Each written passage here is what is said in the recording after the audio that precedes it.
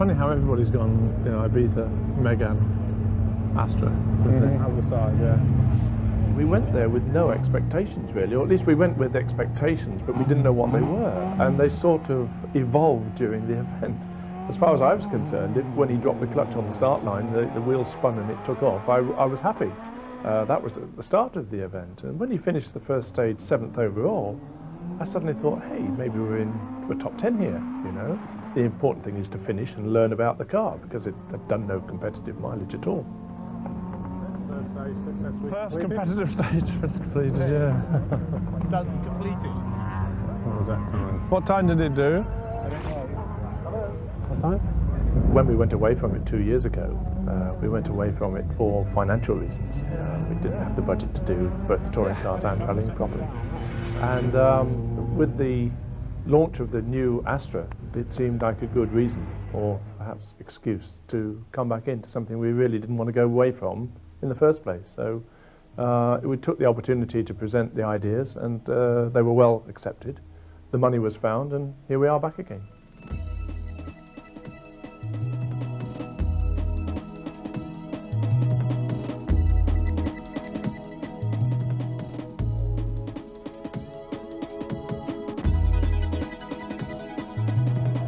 The timescale for this project was about as compressed as you can get in this business, particularly with the pressure of having to get the car homologated and the parts homologated prior to the start of the season. So we were in a situation where we had a brand new car which hadn't even hit the showrooms, and so we were working with basic CAD data back in October, converting that into working drawings, test rigs, jigs, manufacturing prototype parts, testing those, and then building sufficient parts for the homologation, and then having done that, building the first car to test, and then getting the first Vauxhall car out for the Rally of Wales. So it was very, very compressed timescale. I don't believe it could have been done any quicker. As their rally engineer, front-wheel drive engineer, since 1984, and this is the first time we've ever actually produced a rally car prior to the car being in production in the UK, and certainly before it was launched in the UK, and it's very, very difficult. Traditionally what we've done, that's all rally cars. You take a production-based car and you adapt it into rally, and that is the basis of Group A. For the first time, a rally team actually had a highly skilled race car designer in-house designing the components to its optimum. He brought in things like FE analysis, which we hadn't used in the past. It had been sort of, I won't say cars were built like blacksmiths, but I mean, this time there was a controlled technology, and you felt that all the way through the car. Everything was stressed and calculated out first before it was produced. Certainly there's a lot of engineering thought gone in behind the design of components. We have quite a lot of technology behind us, computerized models. Everything is sort of technology based that we're putting in there. This isn't sort of tried and tested things. This is quite a detailed understanding of the car, and that's the main emphasis and drive that we have. Really, we didn't have time to do anything twice, so whatever went down on paper we had to commit to and work hard. Therefore we had to understand sort of the engineering reasons behind that and be right first time every time, and you know, just go for, you know, maintain a focus and actually just hit the deadline. I think it was important to have an experienced element in the team, because the design team perhaps are more used to designing race cars than rally cars, and there has to be, if you like, a steadying influence from an experienced viewpoint, because very often rally car technology is perhaps a long word to use, but a little more agricultural than perhaps touring cars or racing cars. It has to be very strong. And you need this understanding. And I think the team that they've got together is a perfect balance with experience and young enthusiasm. Graham actually built a package that was trying to be all things to all men. So if you wished to rally in the United Kingdom and you needed a suspension that was specific to the UK forests, or later in the year when we go onto asphalt in Ulster, Northern Ireland, or the Isle of Man, he was building a package that was multifunctional. A bit concerned about all those pipes coming out the airbox like that either as well. It's all a bit close and tight, isn't it? Oh, Christ. I mean, You know, it'll evolve and it'll develop, but I mean, at the moment, I'm a bit concerned just getting through this rally.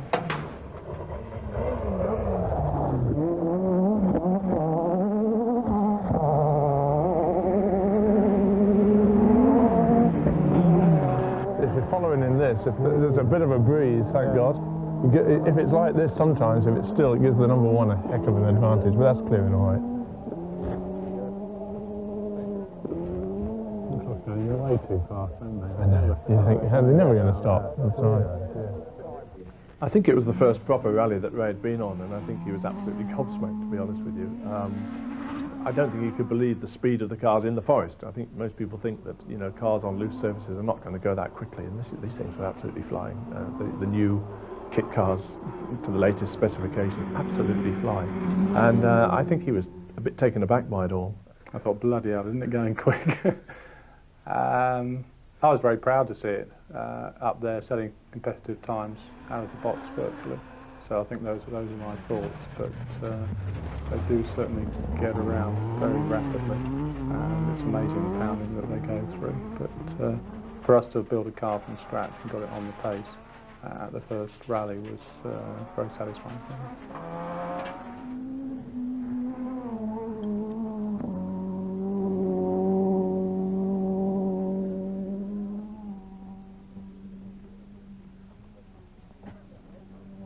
Same time as a Renault. Was it? Was it? Let's see what they're doing to your car. It's under a class called Group A, and we have to operate within that, and that's 25,000 units have to be produced of the same family. So we have to produce 25,000 Astras before we can start rallying it. Then we're allowed to produce variants on that, and one of the regulations allows us to widen the car 140 millimetre. You can't widen the whole body, you can just widen the wheel envelope, you know, the rear quarter panels and the front fenders to cover the wheels. So you can widen the track 140 millimetres, 70 millimetres wide. Suspension is relatively free, but that's on the grounds of safety. Because of the load the car's put through in Safari Rally, the Acropolis Rally, and the cornering forces on the asphalt rallies like Monte Carlo, you're allowed to change the springs and dampers and strengthen various components that you wouldn't normally require just to go down to the supermarket. But apart from that, the car is pretty much a basic car. Most of the car is actually designed here and manufactured at Ray Mallock's. We actually just take the basic bodywork, and then from that basic shell we install the roll cage, which we do quite a lot of finite element analysis on that part, to protect the driver, and then secondly to feed the loads in from the suspension. The front suspension is McPherson strut. It's roughly like the road car, but it has greater suspension travel. The damping is very important to the rallying car, so it's got quite a sophisticated damping system in there. The suspension is where all the loads go through into the car, so it has to be extremely rugged to survive. But then it has to be very easy to work on and service. Ultimately, if a corner does get ripped off, the mechanic has to be able to bolt the new components back on within the 10-minute allotted time before the car goes. For RML, we wanted to make sure that we were putting our racing car experience into this rally program. We wanted to have a slightly different approach. We wanted to hopefully get the best of both worlds by introducing the experience from guys that have been dyed-in-the-wool rally engineers in the past, and bringing in racing experience, because at the end of the day what you're trying to do is effectively the same thing. We're trying to make a car as fast as possible over certain surfaces and conditions. Pretty quick through there. It's just not that loud, is it? In any competition car, there is always a compromise, and it's a question of making the best compromise. Whether it's with a circuit car, how much downforce do you put on against drag, for example, how much stiffness do you put in against weight. So it's always a balance, regardless of what formula you're in.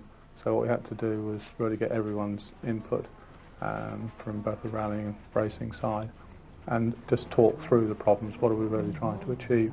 Let's try and get the best balance, a better balance hopefully than anyone's got before. About 5.5, 6 down.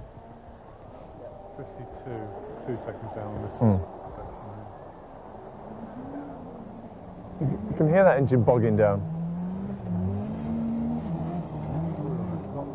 We almost stopped there. Yeah. We obviously have to, for rallying, have to look at the way the engine's going to be used, and the variant types of use for the engine is a great difference to circuit racing. So there are 2 specs of engine, one for tarmac, one for gravel. Depending on traction, the engine is needed to have a much peakier, more powerful engine for more higher grip surface, and on the lesser grip surface the engine's more tractable, slightly less power, but we have a wider spread of torque. The maximum torque is, for a tarmac engine, would be the same for a gravel engine, but on the gravel engine we have a wider spread of torque, ranging right down at lower speed or engine speed, and this is to achieve a more tractable engine. We obviously do a lot of dynamometer testing, and this is where we establish the power curve and work with it before we take it further to the car and do some in-car running, but we can look at the whole torque curve throughout the speed range of the engine. We've got the map which should compensate for all the temperatures. All right, so we've got the right correction factors for the various sensors then. And that should all take care of itself with the engine management. It should all correct itself on the day. Oh, that'd be good stuff. So we should be achieving optimum horsepower then, wherever we do. On the first rally, should be there. Alright, so we're going to be running the new exhaust system fairly soon. Yeah, that's right. Do some back-to-back testing with the dyno system and the car system. Yeah. And then we'll do some mapping the suit. Yeah. And we should be able to get it optimised for the car then. Yeah, that'd be good. Arriving? It's just arrived today. Yeah? What's it like? It's a nice piece. It's all carbon fibre. Alright. It looks really good. So it matches up well. with the scuttle and the filter arrangement. Yes. Yeah. I think it should work quite well. Oh, good. So we should be able to run it on the dyno fairly soon then, and give it a try out. Test, yes. With a rally engine, the performance is a trade-off against reliability, so we have to design parts to be very robust and take some quite heavy abuse. We have very little time to produce the prototype parts and develop them, and then look at the lead time for producing them to go rallying afterwards. So we have to put a time limit on development. So we do machine and manufacture a lot of the components in-house as a one-off or two-off. We've been building and designing engines for 26 years. I think we have, a lot of experience with rallying and what's required from an engine. We have people that have been here with our company for many, many years and have worked on some of the initial program, yes. This is very helpful to keep the continuity. Well, basically they're a lot smaller, more compact, a lot less complicated. It's all new this particular time around, it's the first time we've sort of done something that's going rallying straight away, whereas suppose, it's been developed a little bit first. So we'll have to wait and see, but, confident of the engine. Confident of the engine. That won't be a problem. Generally the whole engine is quite strong.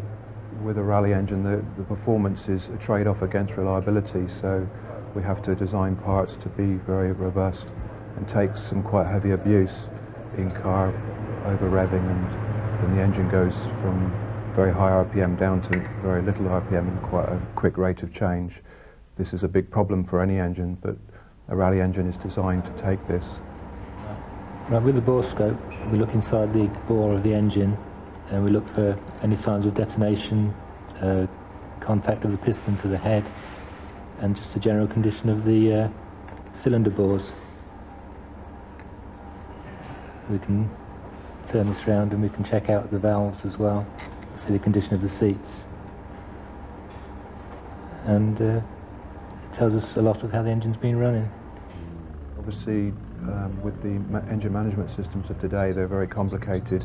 They need monitoring all the time, and this function can only be done by following the car and engine wherever it's going. And we have one guy who engineers this and stays with the car in testing, rallying, at the workshop. He follows this project through all the time. The Astra is the star, but behind it is a pretty large team purchasing, funding the vehicles. You've got to kit out your service van. They've got to have all their wiring and generators, racking, shelving, everything in there. And of course down to the obvious kettle. But I mean, it's got to have a power point wired in, generators put in. There's a lot of work goes into the 3 service vehicles that we're currently running. And the spare parts have got to be stocked, they've got to be sourced, they've got to be manufactured. I think my role in the project is really just to stand back and oversee what's going on, to make sure that the right procedures are being taken care of, that we've got the right kit, the right budget, and the whole project is moving in the right direction. It is very different. I mean, this is the biggest difference, really, in going rally. The engineering, there's an awful lot of parallels, but the actual running of the team is very different. So, for me, it was a question of watching and learning how it's done, and I was quite amazed by the amount of detail that has to be put into it, and just the logistics of getting guys from A to B and making sure that they're in the right place at the right time with the right tyres. So that's a huge area on its own, and we're very fortunate to have guys who are really good at doing that. It's when they're under stress that you notice any cracks there may be. It was almost as if they hadn't been away. Individually, perhaps they'd done events for other manufacturers, but they hadn't actually worked together as a team before. And to see them just dive in and get straight on with it, it was obvious that we've got a really good team on our hands.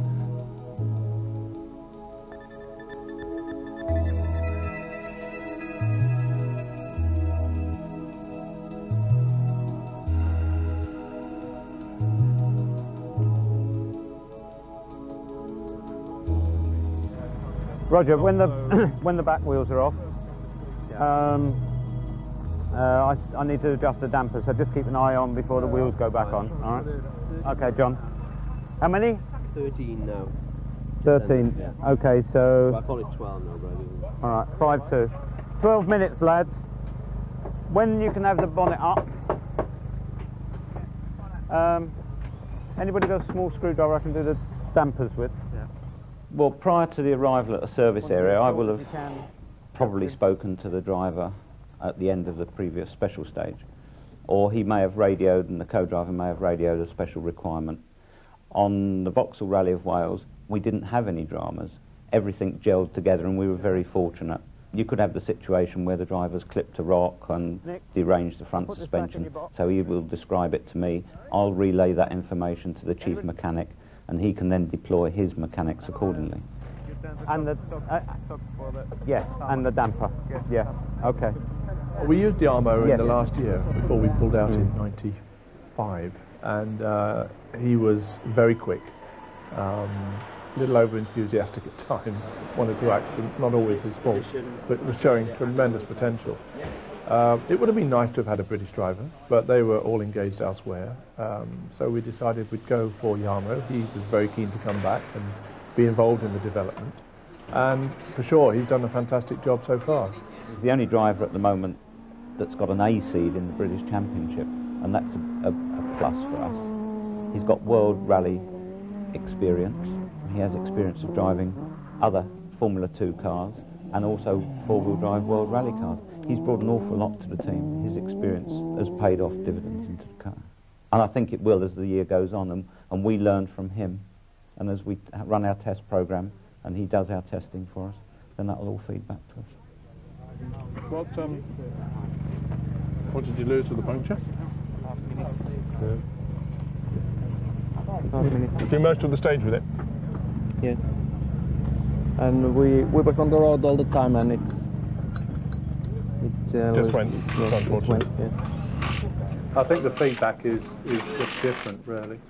It's what you have to rely on in rallying to get the best out of the car. Yarmo is an excellent test driver, as well as a competition driver. He has a superb feel for the car, and he's very consistent in his feedback, which is what you need. But yes, it is different. We're talking all the time about a feel for the car. The race drivers tend to be much more specific, but in rallying, it's all to do with getting the confidence and feel and controllability in the car, which is the main thing we're talking about all the time with Yarmo. We've got the things coming down over the front door. Yeah. We've got to bear in mind we've got a rally plate to go on there. You know, I don't know what you think visually it's going to be like with a plate over the sharp end of the colour scheme is borrowed from the touring cars, so we keep the family theme there, and I think it works very well on the Astra. A rally car has to say, look at me, you know, I'm an exciting vehicle. It's got big arches, wheel arches, it's got big wheels, and it sounds good, and it looks good, and it captures the imagination. People want to aspire to something like that. They aspire to owning something of that nature. And if they can't own that, the next best thing they can do is to own an Astra on the road. I'm a big believer that if something looks right, it is right. And right from the first time I saw the first sketches and diagrams of the car, it just looked right. The wheels were in the right place, the wheelbase is right. It's not disappointed. I think something which looks good tends to be good in its performance. The car arrived at Wales for its first rally 5 o'clock in the morning. I think it turned a wheel for the first time at 2 o'clock in the morning. And having satisfied themselves that it actually did work, they put it in a trailer and brought it over. We had invited 20 of the country's top media along to its media launch the day before the rally. So it was important, having invited everybody and had them turn up at the hotel the night before and have dinner, that we actually had something to show them the next day. And, luckily, as I say, it did arrive, it worked. Didn't work terribly well, but the average person in the street wouldn't have known that. I think at the end of the day there's no substitute for getting yourself up against a rival. You can thrash all around in the forest in Wales all day long, looking at the stopwatch and the conditions are changing, and you know, maybe the track's getting faster and that sort of thing. So unless you're actually up against the opposition, it's difficult to measure what's going on. So being out there in a competition is the only real way to sort out what direction you're going in.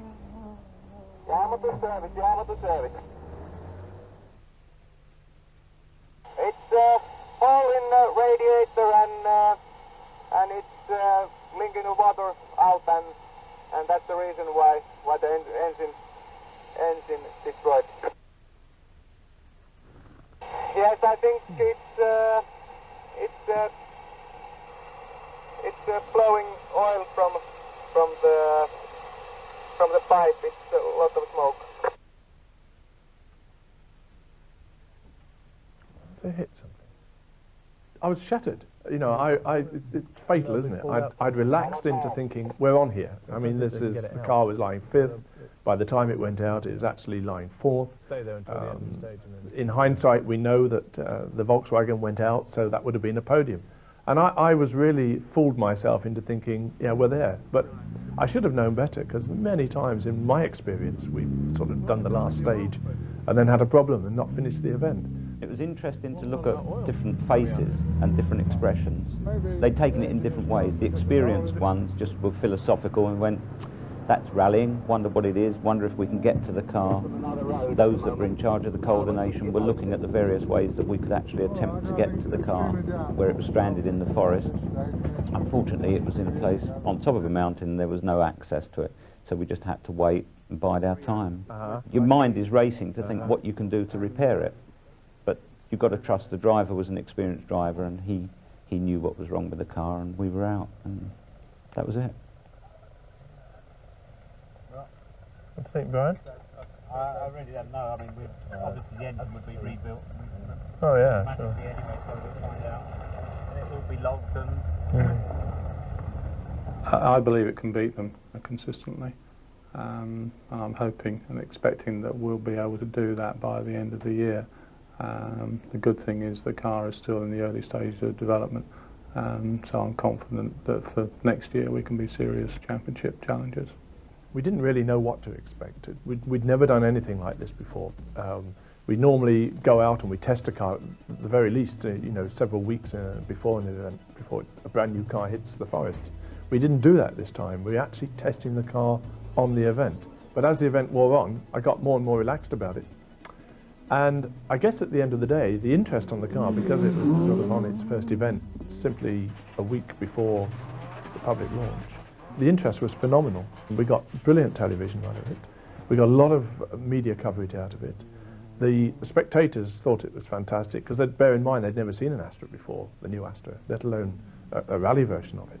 We got an awful lot out that first event, and in hindsight, whilst we didn't finish it, it was most definitely the right thing to do to get out there and compete.